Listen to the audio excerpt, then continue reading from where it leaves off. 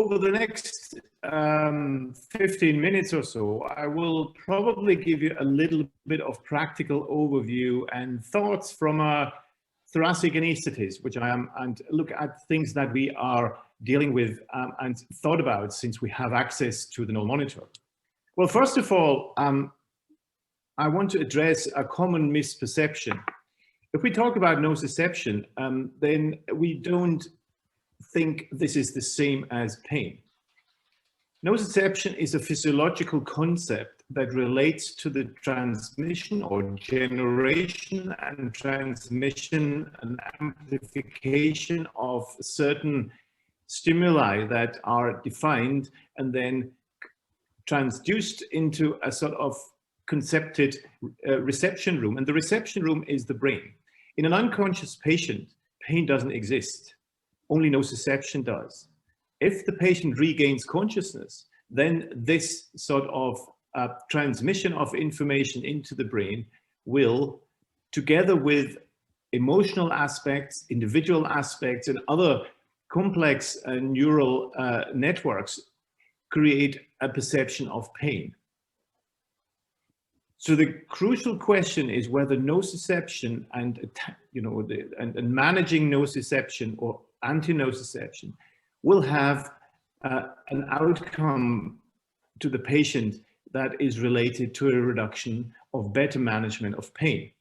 And this is indeed important because this is a report which was recently published in Anesthesiology about the trade of patients.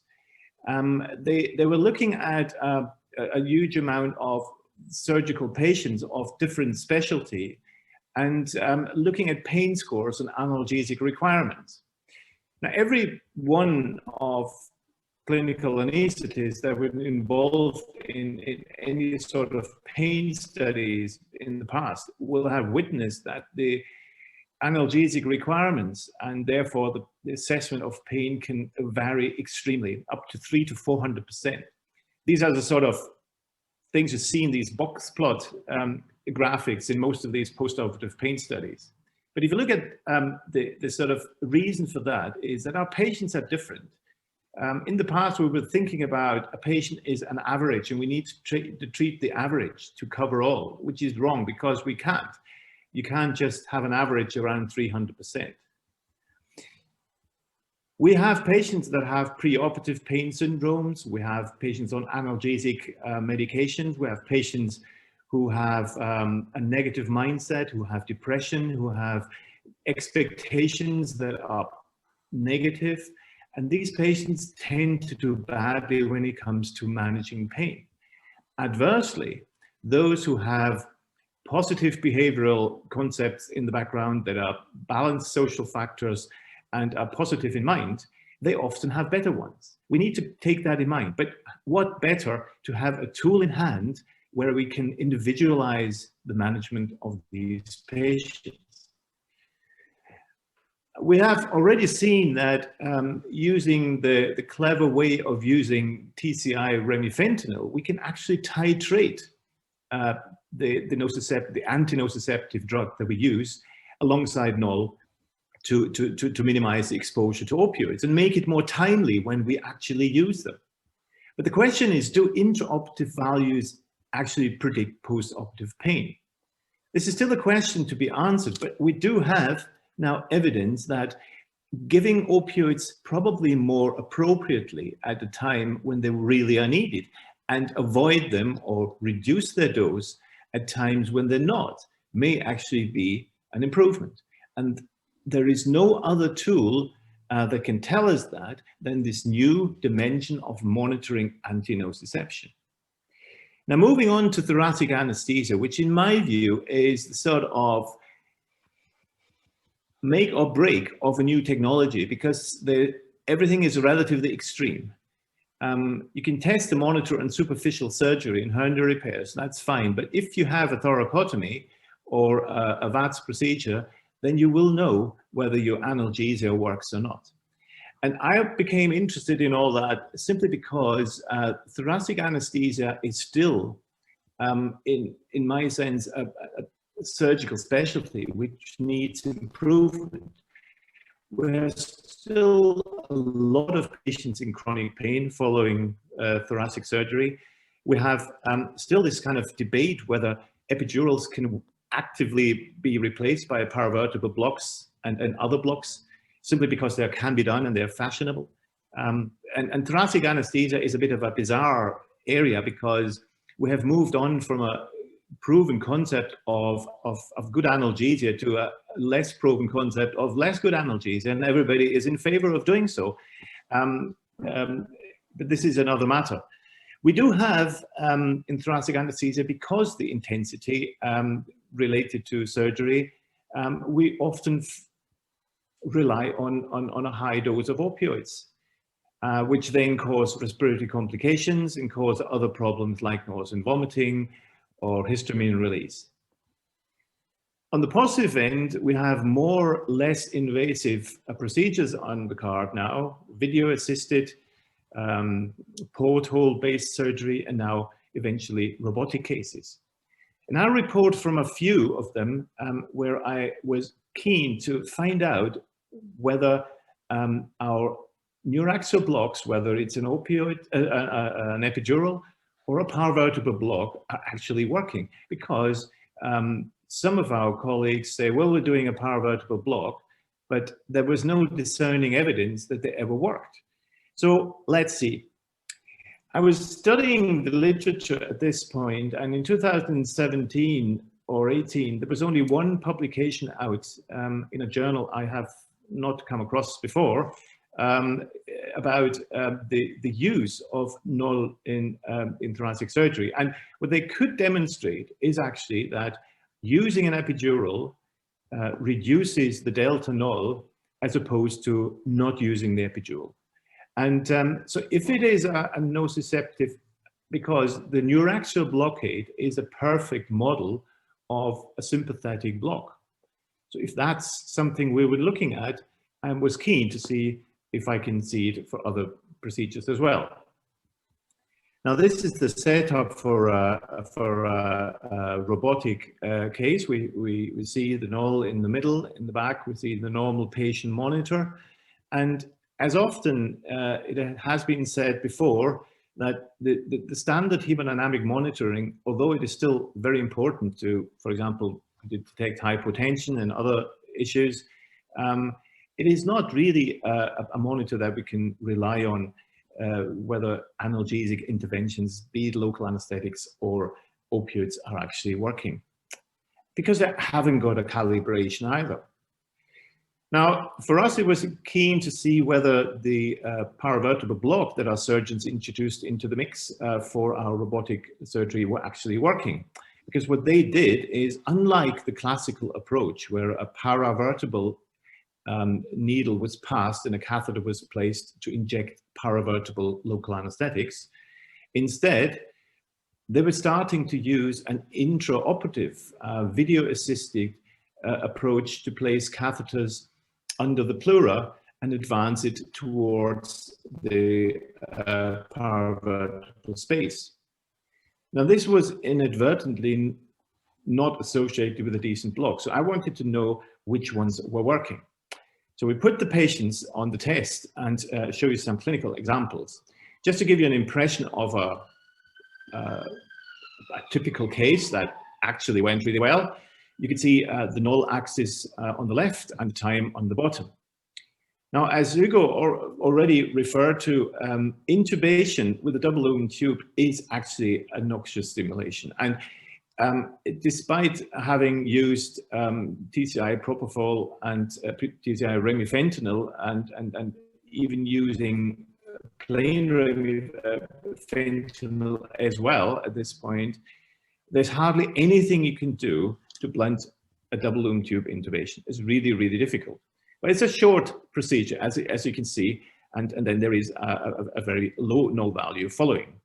The blue dotted lines are those who are suggested to keep the NOL value between, means avoiding a higher NOL, but also sort of avoiding a too low NOL value, which is thought to be an over achievement in anti-nociception, so we may actually reduce our medications. The skin incision is a moderate incision or moderate stimulation as compared to the intubation, as you can see. And unlike previously in the robotic cases, we agreed that the paravertebral blocks should be inserted at an early stage. So immediately after the camera is in the chest and is available to be done and has been topped up. And you can see that the majority of the case duration has actually a very, very low null value, assuming that the paravertebral block was actually working well. Now, this has, in this particular case, also been shown that the patient was comfortable in recovery and there was no issues. So that was a trigger moment for me to look at more data. The pattern that followed is pretty much the same. You do get good blocks with paravertebral blocks when they're done properly. And you can control when they're not. Occasionally we get a bit of a dropout signal. That was in the early days where the finger probe was probably positioned wrongly and subjected to some sort of perfusion issues. I come to that at the end. These are two patients who, where you look at the graph and you can see, well, they're quite different. So the top graphic shows, just like the previous one, a 65-year-old female patient with, for a right middle lobe resection, which can be a little bit tedious. And, but she had quite a good working paravertebral, although the initial incision and insertion of the trocars at the left is still visible, but again, short-lived. The bottom graph is a similar procedure, but it is a patient whose paravertebral catheter was not really working initially. So when we look at this, the incisions are the same, but then afterwards, there's a big difference. So what I've decided or discussed with the surgeon to replace and resite the paravertebral catheter, and we both were delighted to see that after that, the remainder of the procedure went differently, i.e. much more stable, with less remifentanil requirements because the paravertebral block was working. So these are the sort of practical implications that I've noticed in theaters. And this is what happens if you have no working paravertebral or something that you struggle with. The worst thing for an anesthetist is if you have a local block in place that you think you can rely on, but you can't. So you need to find opioids, find non-steroidals, ketamine, some other multimodal approaches to get the patients through. And this is clearly reflected in this very unstable graph of the null value bouncing up and down throughout the procedure. Now, just the proof of concept again. A high thoracic epidural used to be the gold standard in thoracotomies, and in North America pretty much still is. This is a patient which we did where we had planned to do a thoracotomy from the outset.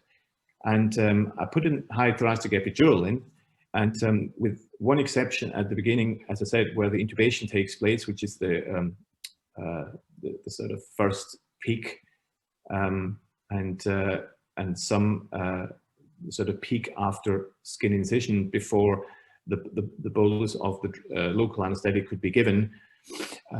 Everything went really smooth, and you can see it's the majority of values already are below 10. That means we have an intense block for which we hardly needed any supplementary drugs. And as Hugo was referring to, sometimes you do need very, very low doses of propofol and remifentanil. And in fact, we only use the remifentanil in this case for the tolerance of the endotracheal tube.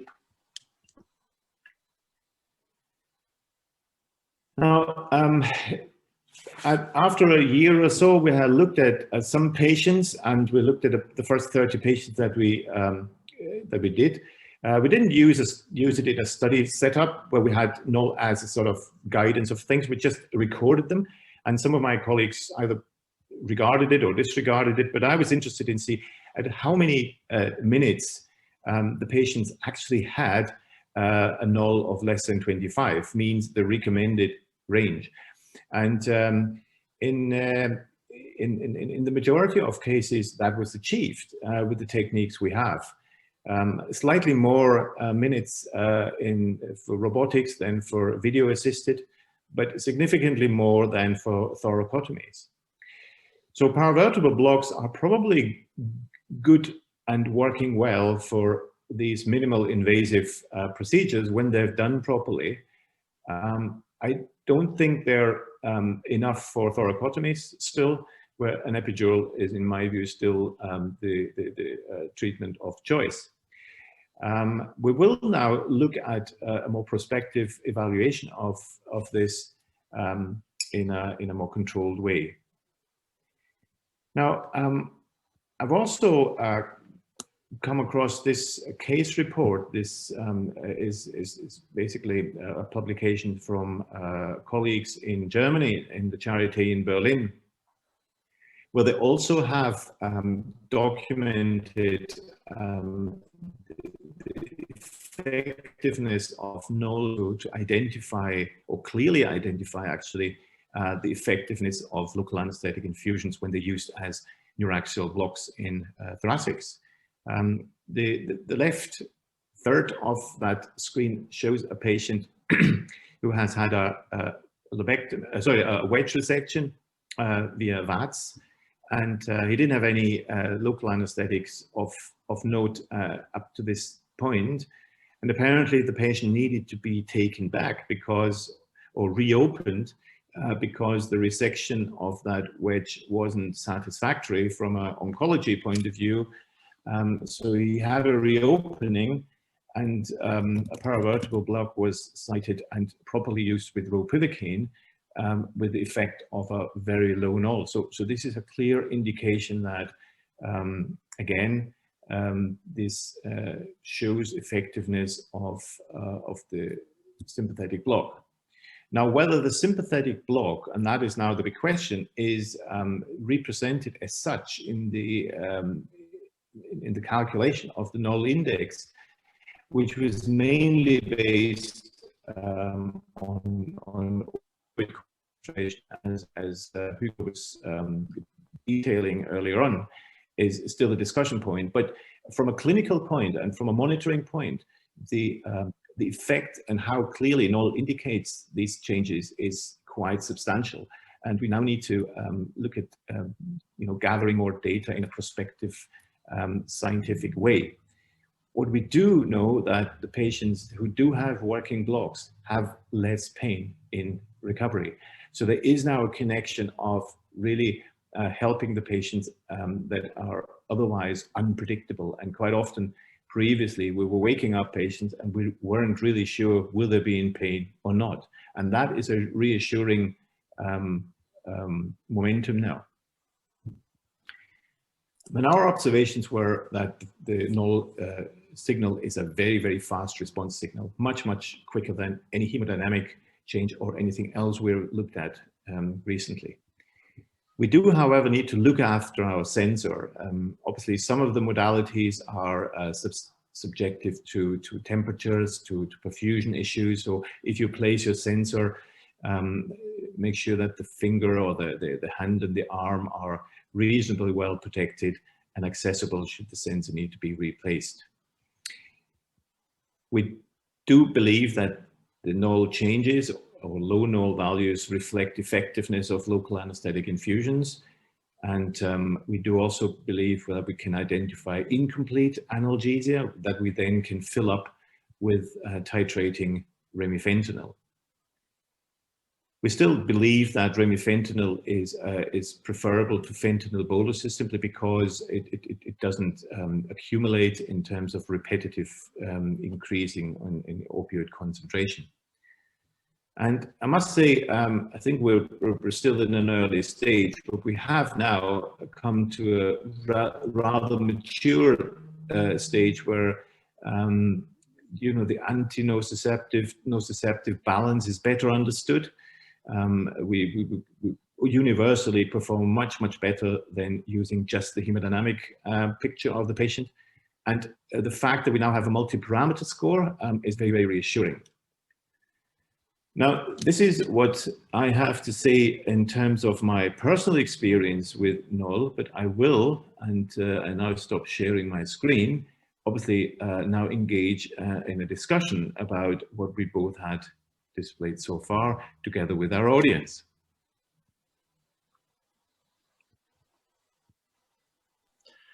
Thank you, Stefan, for this great presentation.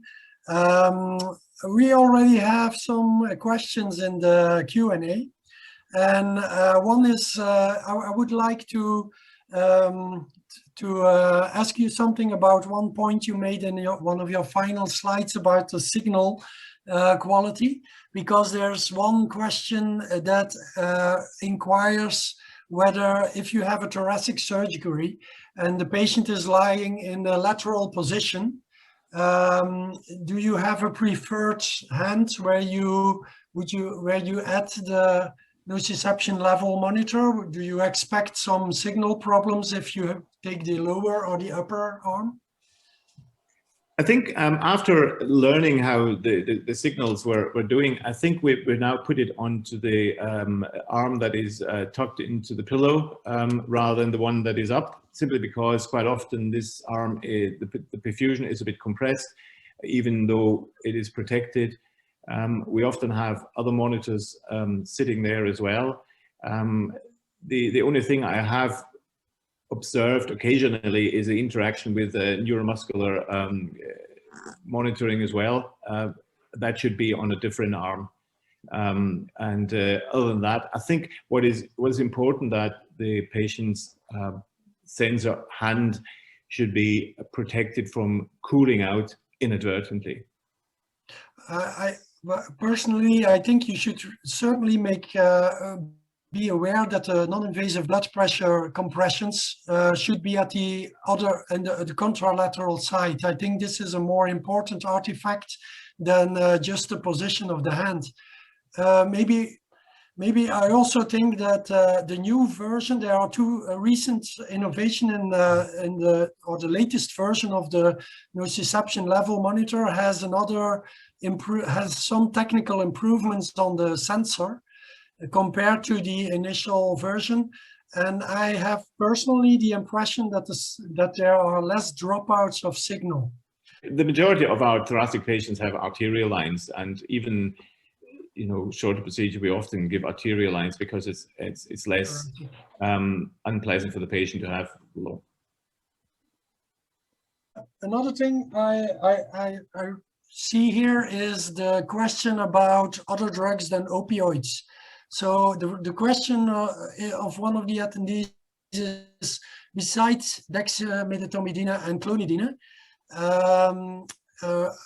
is there any? What are your thoughts about intravenous lidocaine? Well, I occasionally use, or I regularly use ketamine. I have tried to use dexmedetomidine, which I felt is not that great to titrate in theaters. I don't use IV lidocaine simply because the balance of effectiveness and side effects is actually not really that great. And we had a big discussion in the department, multidisciplinary, whether we should introduce it for certain patients, but we decided not to, because especially for thoracic anesthesia, it's actually not shown to be any better. And it does provide a great deal of local anesthetic toxicity risk, in particular because we're using our local anesthetics preferably for our blocks. I might, to the best of my knowledge, I don't think that there's a study that is exploring the effects of intravenous lidocaine on the NOL response. But correct me if I'm wrong. No, I haven't found anything either. No, but recently there was a study that showed that the interacting potentiation of dexmedetomidine on remifentanil is clearly picked up by the NOL signal, and you could reduce your opioids, so you can maintain a constant NOL. If you want to maintain a constant NOL fluctuation, you have to reduce your opioids after a dexmedetomidine administration. That would be an interesting methodology to test it with lidocaine also, I guess, for the future.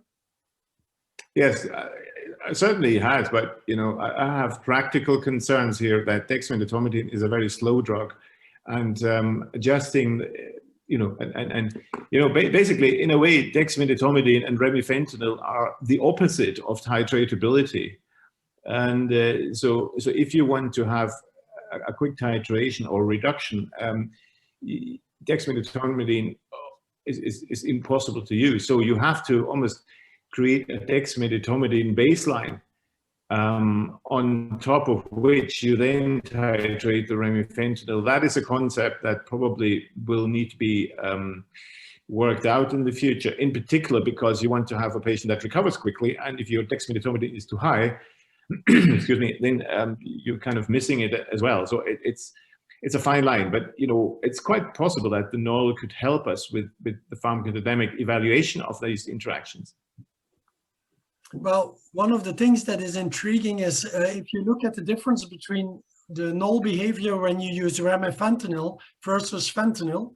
If you give a higher bolus of fentanyl in the beginning of your anesthesia, you tend to see low NOL values after your intubation that maintain low because your fentanyl is still not eliminated. And with remifentanil, you will much faster see a return of these fluctuations on the NOL between 10 and 25. It's clearly, it suggests that the NOL kind of detects the pharmacokinetic differences between the different drugs that we use. So this is probably also the case for the adjuvants that we are administering. Yeah, agree. I get a new question here. Could a high thoracic epidural affect the autonomous innervation at a level where the NOL sensor is placed, thereby providing seemingly stable conditions concerning vascular responses in that arm? That is an interesting idea, but of course that would mean that you have a very high epidural effect. I guess the innervation for the fingers will be almost at the cervical level. So I think I mean, what we see is with working epidurals that have a block of, let's say, T1 to T10, we always see that the temperature of the arms increase. I mean, that is a traditional sign to see whether you know, a block is working or not. And the increase is actually reflecting the increased perfusion of the hands, and an increase of microcirculation and all the positive effects we have learned over the years. Whether the block itself is, you know, artificially adding to the change of the signal generation is, well, it's difficult to discern, but you know what you get is a low value because your plethysmography is changing, your skin temperature is changing, and it changes into the direction where the algorithm is designed to be creating a low value. So that is something which we actually want to achieve. So I see that as a positive, but whether it's a contaminant at the same time is difficult to tell, if that's the question. I find it, this is a question that is a bit comparable to how would you interpret the NOL in the awake condition? Like you said that patients who are vulnerable for more, well, the chronic pain patients is more vulnerable for postoperative pain. And so do you think it is tempting, but do you think there is some information in the nociception level index before you put your patient to sleep, or yes, afterwards? I think it is because, as you said, people do tend to have higher signals when they're agitated, a bit excited, have anxious, have white knuckles, all this. But you know, the good thing is that the benefit we have now with NOL is that we can actually monitor this domain, and this is a completely new thing. We can actually discern these patients from others. We can individualize our management by actually picking these, not assuming, but actually monitoring that. This is an added domain of patient monitoring and management that we didn't have before.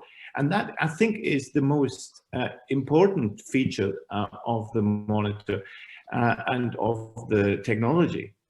It is, after all, individualization of patients that we meant to be doing. And this monitor has the ability to do so. Great. So I see no more further questions in the Q&A. Would like to close down this session. I hope that everybody has learned something. Just a final note, Stefan. I have the impression that it is very easy to get the trainees and my colleagues interested in this technology. If you just use it a couple of times, you see that people get really intrigued by the signal. How is your experience with that? That was similar, absolutely similar. And people are extremely interested, nurses, surgeons even, and that's a stunning point. Surgeons are now looking over the sheet and asking what they're doing because it seems a very plausible way of how things have progressed. And even giving it to my colleagues, the monitor. And I think a good thing with the monitor and a proof of concept even is if you give the monitor to your colleagues and you don't get them back because, well, so surprised. Yeah. Okay, now that's close. I think that's a good closing message.